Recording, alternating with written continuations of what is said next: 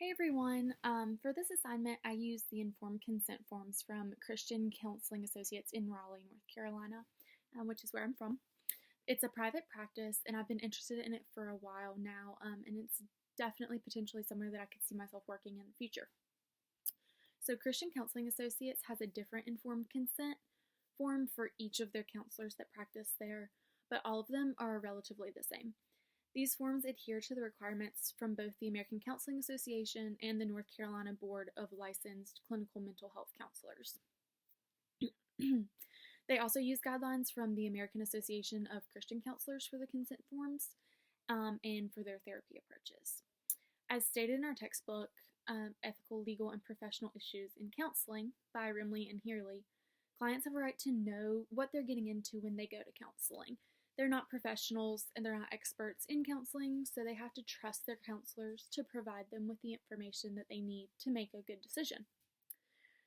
These counselors at this practice include their services provided and their theoretical approaches described in detail in their consent forms, so clients know exactly what approaches they use. They each also include an introduction session that outlines their education, settings that they've previously practiced in, what memberships they hold, and their licensure information for the state of North Carolina. For example, one informed consent form that I really looked at was from Dr. Garrett at Christian Counseling Associations, and it describes his approach as eclectic, integrative, and Christian. He also uses homework assignments, exercises, and journaling in his approaches. The counselors at Christian Counseling Associates also include confidentiality statements in their informed consent forms and the exceptions for breaking confidentiality. The length of the sessions, recontacting policies, and dual relationship policies are also included. This practice doesn't offer a 24/7 counselor that clients have access to, so they also provide information for local hospitals in case of an emergency or crisis outside of their therapy sessions. As expected, they also include their fees and methods of payment acceptable at the practice, and their policies for billing and insurance reimbursement are also included.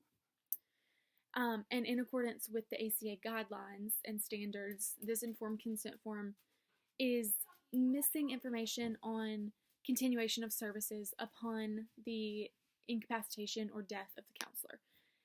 Also, if the counselor goes on vacation or is on leave for an extended period of time, that is not in this practice's consent form.